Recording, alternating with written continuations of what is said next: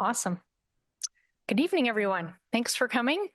I'm Sherry Desjardins. I'm the Director of Recreation and Community Services for the town. So I'd like to thank our members of public for coming tonight. We also have someone who's joined us online. And I'd like to welcome Mayor Rawson, Councillor Leroux, and Deputy Mayor LaRose as well, who are with us in attendance this evening. So this is a public information center about our skate park. Our current recreation master plan suggests that we look at expanding the existing skate park or making improvements to it. And it was also added as a referral item as something for staff to look into. So that's what's driven us to come here tonight and to collect some information and some opinions from the public on the matter. And as you're probably aware, we also have a survey that's open right now. We have, I think, approximately 50 people who've responded so far, which is great. It's been circulated through the schools among different places. So this evening we have two gentlemen from the Canadian Ramp Company that are going to facilitate the discussion for us. So they've done a site visit of the existing facility, and I'm going to let them introduce their company, but I'm going to just share a little bit about them first. So first, Graham Cook is the Vice President of Sales and Operations. He's been actively involved in action sports since 2011. He has a background in business administration and is playground safety certified. He's been involved in over 200 projects in 9 different countries. He's extensive experience with community engagement, design meetings, and construction of action sports play parks all across Canada. Notable projects include various throughout Ontario, in China, Panama, Winnipeg, Nova Scotia, Mexico, and Costa Rica. It's quite the action sports park repertoire there. And then Cody DeGraffenried is an action sports development specialist. Cody has been passionate about action sports since he first got on a BMX bike in 1994. Over the years, he's explored mountain biking, free riding, and cross-country racing, and remains an avid rider and advocate for cycling. With 17 years in public-facing sales and a background in design and 3D modeling, Cody works closely with parks and recreation departments to create skate parks and action sports spaces that bring communities together. He also finds fulfillment in giving back, sourcing and reconditioning bicycles for refugees and those in need. When he's not helping communities build spaces for action sports, Cody enjoys camping, hiking, fishing, and spending time with his wife, son, and 3 dogs. For Cody, action sport parks are more than just spaces, they're opportunities to inspire activity, connection, and growth. I think something that we can all resonate with. So thank you for coming this evening, and I will hand it over to Graham and Cody. Good evening, everybody. Thank you for the introduction, Sherry. As she mentioned, my name is Graham Cook. I'm with Canadian Ramp Company. I've been in the action sports industry for many years and have the privilege of working with many communities such as yourselves to create new spaces as well as revitalize existing spaces. Excuse me. Tonight, we wanted to kind of gather you here. We've taking a look at your existing amenities. We've kind of been asked by the town to kind of write a report on them. Some of them are aging at different rates. Some are brand new, like your pump track. So there was some interest in the city to possibly look down the road and say, hey, what can we do to make sure that we are keeping up with other communities, doing what we should do to provide for our community in the action sports space. Obviously, with skateboarding and BMX being in the Olympics over the last couple Olympic Games, the sports are becoming much more mainstream, and because of that, we encourage municipalities to create these spaces for kids to learn, adults to use, and to spend family time together. So I'm going to go through a small PowerPoint here. I'm going to share it with you guys. You'll have to bear with me briefly. I'm not extremely proficient on Zoom, but I think I can make it happen. And just kind of go through a couple things, a couple areas that we've discovered that maybe could have some improvements, and some things you guys are doing really well, and then kind of plan for the future. It's totally open discussion in the end. I'm happy to take any questions as we get through the slideshow. And yeah, thank you again for your time. I'll get started here.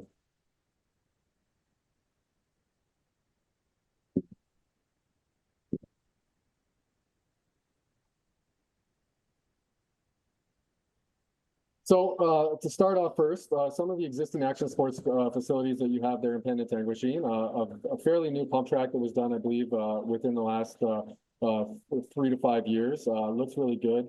A great beginner track for many users. The beauty about asphalt pump tracks, obviously, which you will notice in your community, is that they're not just for bikes, but also for skateboards, scooters, and rollerblades. So awesome to see a pump track in Penetanguishene. A lot of communities are starting to adopt those facilities in their own communities. And just a fun fact, pump tracks are actually the second most requested recreation facility behind pickleball right now. So you guys are ahead of the game there. On the picture on the right, you're going to see your existing skate park. Great location right by the water, probably a beautiful place to skate or scoot in the summertime under the sun with the breeze coming off the water. So obviously it has been around for many years and been a staple in your community for many years, and has probably had many a memory shared there in that space. So that is kind of where the focus is going to be for us today, is your skate park. It is a little bit older. The pump track is looking like it's in fantastic condition. So onto the skate park. And some of the things that we noticed with the skate park, obviously it's an older park. It's had a good life. It's probably had lots of use over the years. It's been probably well used by multiple generations and with multiple vehicles, whether that's skateboards, scooters, rollerblades. It is an older design, so it tends to have a lot more aggressive obstacles, like those large hubbas in between the stair set and some really steep down rails. Obviously, as anything in any sport, things change over time, and the riders and user groups become different, and they want different things. So one thing that we've kind of been able to determine on your skate park is it was, when it was built, it was probably a state-of-the-art facility. As the time's gone on, it's obviously deteriorated a little bit, and some of the obstacles that were really relevant and the features that were really relevant when it was first built are not as relevant today if we were looking at to do a new skate park. So some of those features, as mentioned, it's a bit of an older design. I'm sure it's been a staple in the community, so we would never recommend to tear it out and not replace it. It has some graffiti on it, obviously, but so do many skate parks all across the world.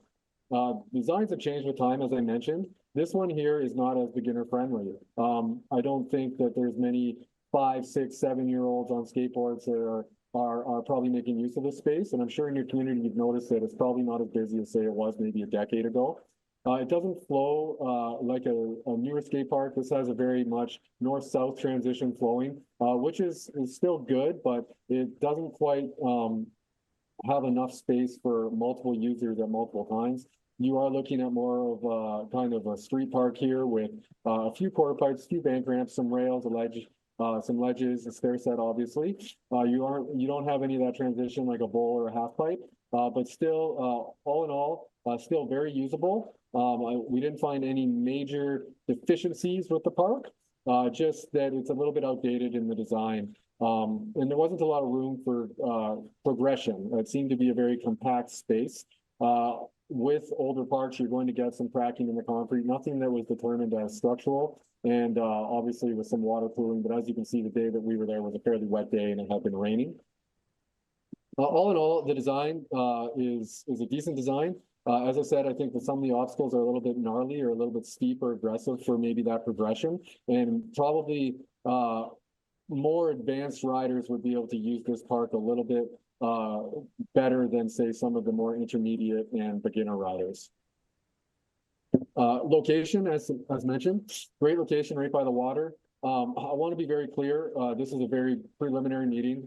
We have just kind of taken this as a sample approach and kind of looked at what could be done in the long term and what can be done in the short term for your community. And obviously, this is the beginning stage of getting a lot of feedback from from your constituents and your community members to kind of get an idea of where, what, and how that you guys would like to move forward with this in the future. There has been some talks of a brand new rec center, community center, a hub in your community within the next 10 years.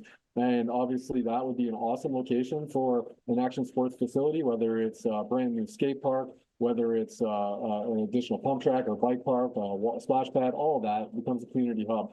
But for argument's sake, we've kind of dissected this location in particular because of the existing park.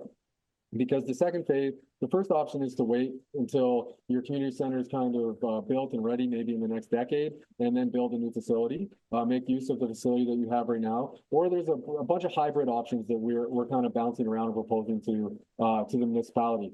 One of those hybrid options is to do something of a temporary standpoint in this location that you see the yellow box, very close to the existing skate park. This would allow us to integrate and upgrade to the concrete skate park at a later date when funding allowed, which would look similar to something, again, just picked out sample design on the far left, where you kind of have some modular equipment, which is a lot less expensive than doing a full-blown concrete park. It provides a lot of progression avenues for younger children and can very easily be integrated into a larger concrete park to create a hybrid park at a later date. The site that you have at your existing skate park does allow for that. There is a space that would allow us to create some sort of newer look, newer designed modular skate park in that space, and then be able to use that equipment and integrate it into a larger concrete park, either at that same location or at a different location throughout your community when the time is appropriate. These are some samples of modular equipment that we've done in other communities or that we've also, proposed or created. Good mix here. These are kind of some newer designs. So those of you who are active skateboarders or have been in, the sport for decades, like I have, or even some of the younger kids that may be joining us today that like to ride their scooters around. All of these designs have one thing in common, and that is that they kind of have a little bit of everything. So they have the mini ramps, which are usable by all wheels and are really a great vert progression. In the two designs, there are a 3-foot mini ramp. On the one, there's a 4-foot. They also have some end ramps with some different lines in them that include spines, hip corners, manual pads, rails, stair sets. And all of this can be completely designed to customize for Penetanguishene and your user groups.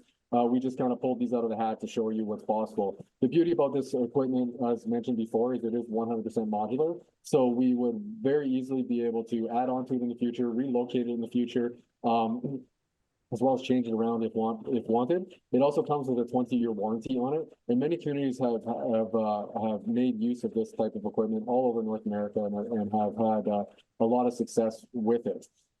This is the quick solution, something that'll give you something nice and fresh that you could probably have within a relatively decent period of time while you're waiting for that new, grander, crown jewel facility to be built, where this stuff would then could very easily be integrated into that facility, or even just left where it is as a second pocket park or modular park from that aspect.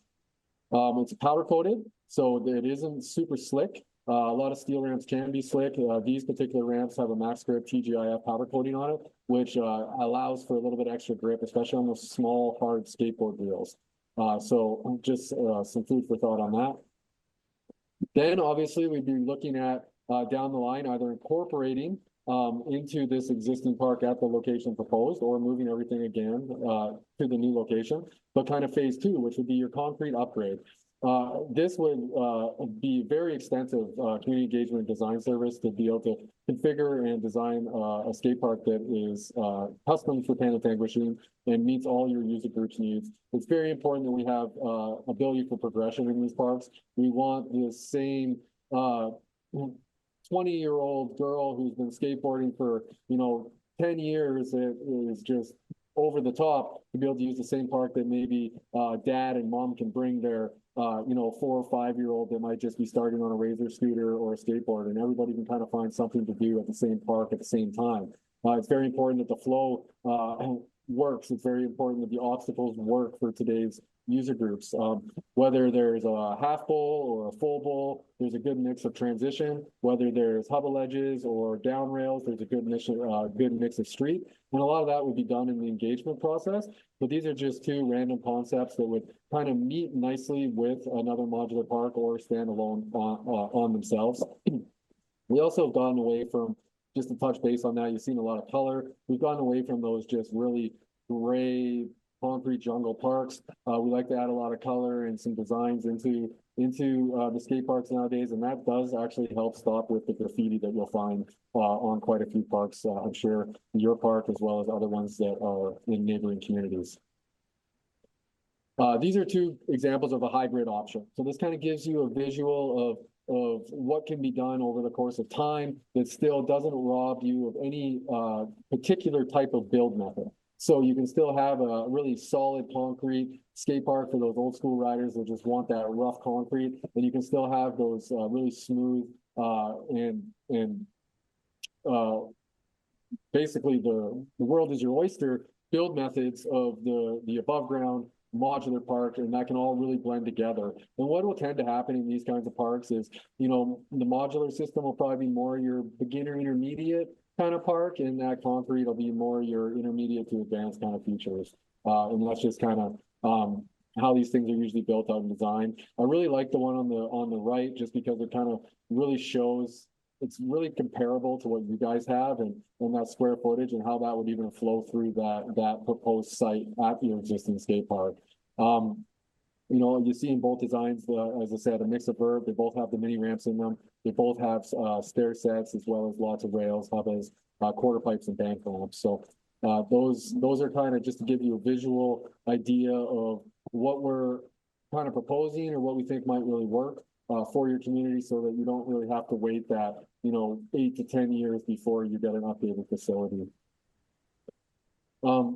Yeah, and then this just kind of was a quick presentation for you guys to kind of catch you guys up on what we're trying to do. There has been a survey out that Sherry mentioned at the very beginning, and we had a really good look at it today. There was already close to 40 responses. I'm sure as the word gets out, there'll be more and more. The survey is really important because what it's going to do is give us and the community a really good idea of user groups, build or skill levels, optimal times that you're going to use the park, how you get there, what kind of vehicles you use when you're there, whether it's a scooter, rollerblade, skateboard, bike. We want it to be an all-wheels facility and all-encompassing for everybody. And then there's a really cool kind of hybrid that you're seeing as well. This is actually a skate park that we proposed for Labrador City that we are fairly confident we'll be moving forward with here this summer. So it just gives you an idea as well as kind of how those kinds of parks can flow together and the different features that you can do in both types of build methods. So at this point in time, I want to thank you all for your time and for listening to me. As you can tell, sometimes I love the sound of my own voice, but I'd love to hear from you guys. So if Sherry's available too, maybe if anybody has any questions for Cody or I about different build methods, the process on how it works, or even just some insight into your community and your user groups would be awesome. Thank you very much for your time. That's great. Thank you so much, Graham. So as Graham mentioned, we'd love to, we're here tonight to hear from you. So those are just some ideas and concepts that are put forward and some thoughts from these folks who build these all over the place. So I would encourage anyone to come up to the mic. We just ask you to use the mic so that they can, because they're just the audio will be better. And we've also recorded it in case we want to view it or share it later. So it's open mic. Come on up.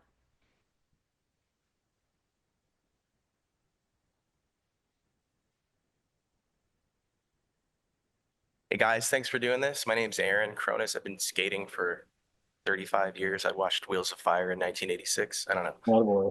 I was in Venice Beach 3 weeks ago and I didn't get hurt. That's impressive.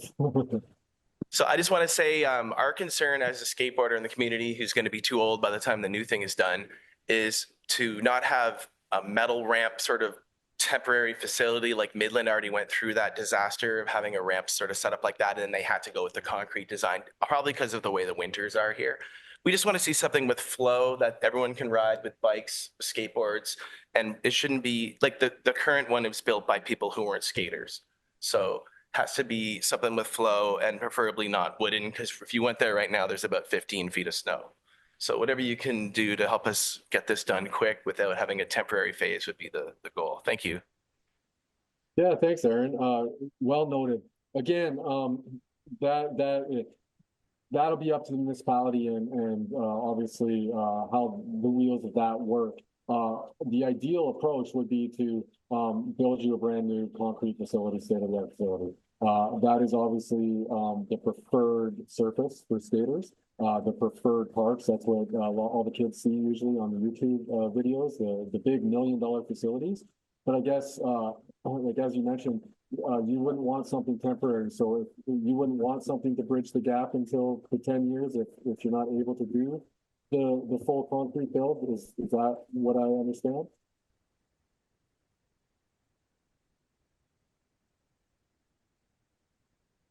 We've been waiting for like 20 years, so I don't think we can wait longer anymore. I can't. I'm 49. I feel you. I'm 42. Time goes by so quickly. Well noted. Thank you, Aaron. I do appreciate that feedback.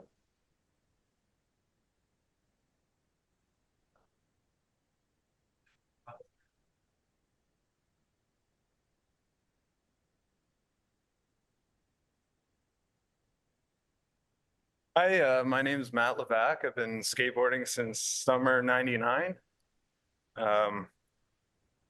Yeah, I think integrating the local spots that people have just totally demolished over the years would be a cool indicator of, a place that would stick out from any other skate park if it would be plaza oriented, having greenery, planters, that sort of thing. Textures is a big thing. Brooklyn Banks is known for their interlocking brick. Nobody likes to skate it, but when you land something, it feels pretty good, I think looking at Ashbridges Bay would be a cool indicator, like just a plaza-oriented spot. Some obstacles are almost like artwork in a sense, I think that would be something that would hold its shelf life in a sense.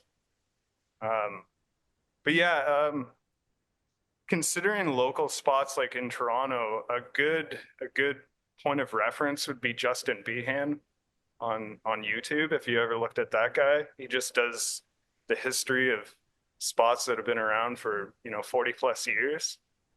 I think little subtle things like that would kind of make it last longer in a sense.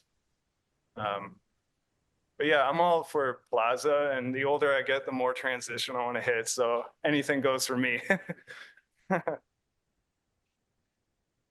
Thanks a lot, Matt. It's actually kind of music. What you just explained to me is something we just similarly designed for Peterborough, and that park should be built by this summer. I totally recommend that you guys go and check it out. In fact, I'll kind of show you a concept of what it is, and that is exactly where skate parks are going nowadays. And it's funny because this is actually in addition to the existing skate park that is kind of very much like almost a pool in that sense. But this is kind of the design that was created for that, which was a lot of plaza. This middle area here is actually designed after the lift locks that are in Peterborough. And I'm not sure if you guys are familiar with Peterborough or not, but they have a lift lock system there. So this is just a huge long planter that kind of slopes up and comes back. A lot of plaza in this with some transition. And the reason that we went this way in Peterborough was more or less A, for budgetary purposes, but B, because the existing park actually had a lot of transition in it already. But when he said green space, this is what made me think right away, because that is so important. It's not just a park that needs to be a concrete jungle, but we also want areas where people can sit, that they can get shade, that they can set up their phone, that they want to take video, they can relax, have a snack, get some water, all of that. So that is very informative, Matt. I appreciate the feedback.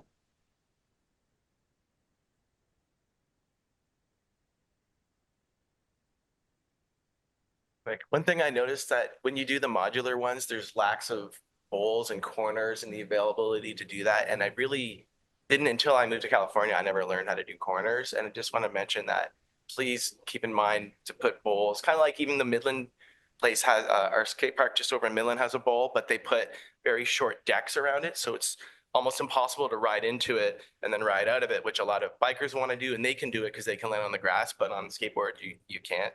So even on the pump track, I noticed it's a little not wide enough around the edges. So just keep in mind that we need more flat ground, more area, especially if there's no half pipes like in that last design, then make more flat ground. But we definitely want to have at least somewhere where people can skate a full bowl, like Volcom Park, T-Winkle Park in Costa Mesa is a really good example. And Venice Beach minus the big bowl. Like that would be sick. Just saying. Yeah, bowls are extremely common, and you can actually make a bowl out of the modular. It's not as flowy or kidney shaped, or it's a little more difficult than out of the concrete, but it's not impossible. Bowls are a major feature, obviously, as said throughout the presentation. We want to have a mix of everything. We need to have transition, and a bowl or mini ramp is usually the best way to create that if the budget allows. Even if the budget doesn't allow, you can do half bowls. You can do snakes. So there's a lot of ways to keep that transition and keep that flow, which is I think what you're really alluding to there, to make sure that you can just flow and even just sometimes pump around, right? If you're anything like me, your legs aren't like they used to be. So it's kind of nice just to have that nice flowy kind of momentum throughout the park or through a bowl or even a pump track, than that hard launching and landing on your knees constantly.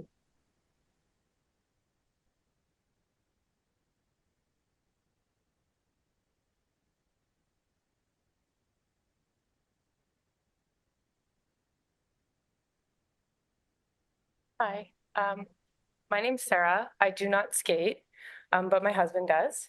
So nothing brings me more joy than watching him do things he loves. So my question, I guess, is more for the town of Penetanguishene, and I'm just wondering about like private fundraising opportunities, if that's something that you guys would initiate, or if that's something that would be solely on like members of the community who are interested. And I just don't know how that works. I know Aurelia had a big private kind of thing going on.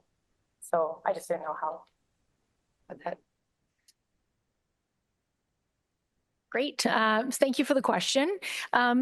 So we don't, so part of what Graham is going to provide to the town is what the cost of these different options are. And that's something that we'll present to council.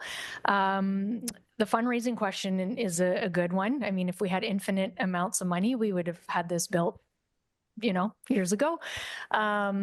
But we do the Friends of the Youth. So it was a fundraising effort. I wasn't around at the time, but that built the existing skate park. So there was a lot of blood, sweat, and tears and fundraising that went into and community donations that went into what we have. The Friends of the Youth are interested in this project. They funded the pump track, and they're looking for a new project. So they're very interested to hear how tonight goes. They wanted to come, but something came up last minute. They weren't available. The representative wasn't available to attend. So I wouldn't say that they're, both feet in and fully committed. They want more information as well. But there is some potential funding out there for the town. And certainly if there was a community effort to do some fundraising, I would be happy to have conversation with anybody who wanted to head something like that up and see what we could do to help a group who was willing to lead that, what we could do to facilitate that.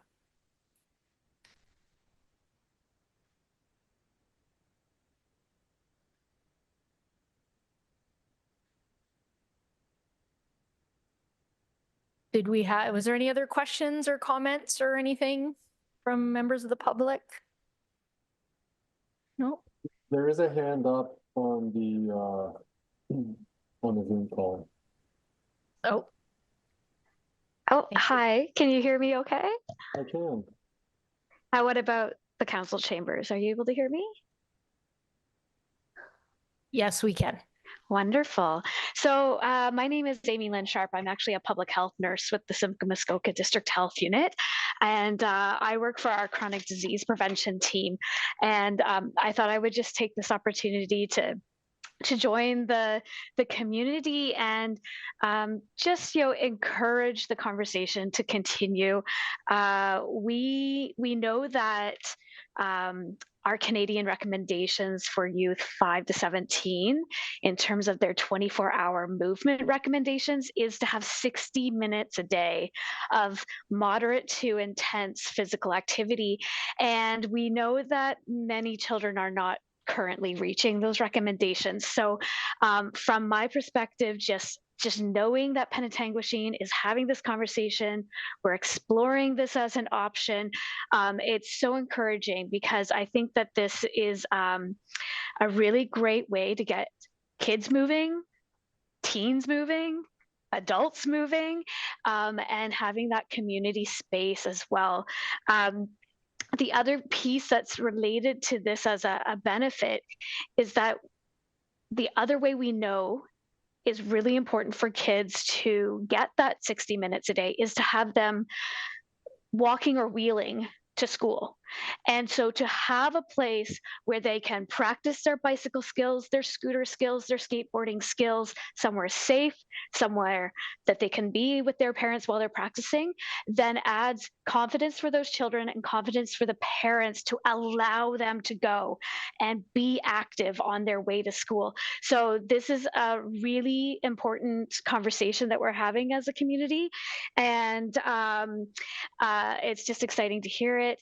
The other thing I noticed that I loved in your presentation is that there were no barriers, no fences around your park. And that access component, this conversation about different types of users.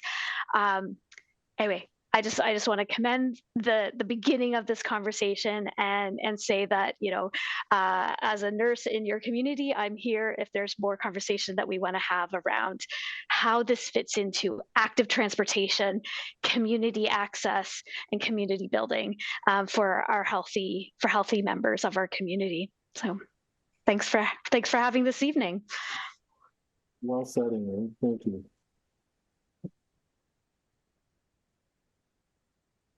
Absolutely. Thank you for those comments. Not sure if you could see, but there's a lot of nodding heads here in council chambers. So I think that resonates with everyone.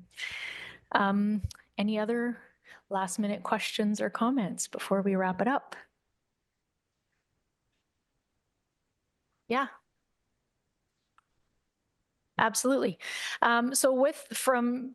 Did you have any other comments or anything, Graham or Cody, that you wanted to add before we sort of wrap this up and share next steps? Go Canada. What's that? Sorry? Go Canada. Go Canada. Yes. We might get everybody home before the.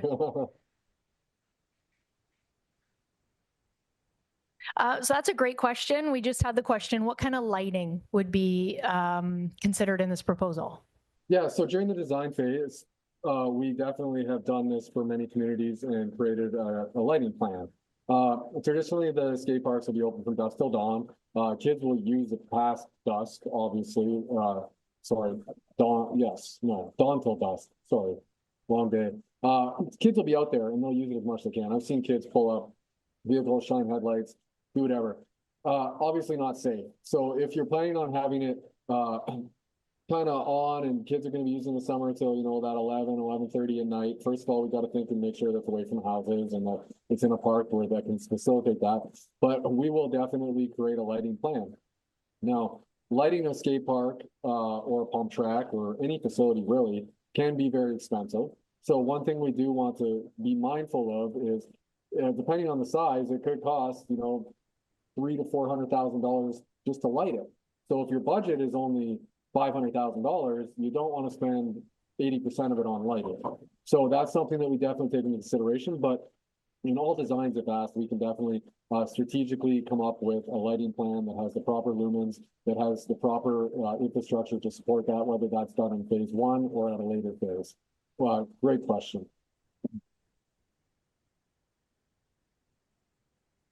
Great. Thank you, Graham.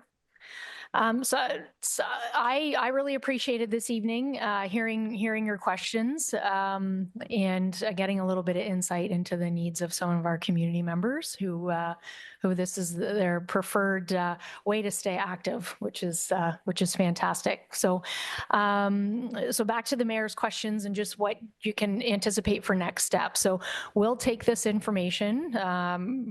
Graham and Cody will take this information, and they're going to put together what they see as some viable options.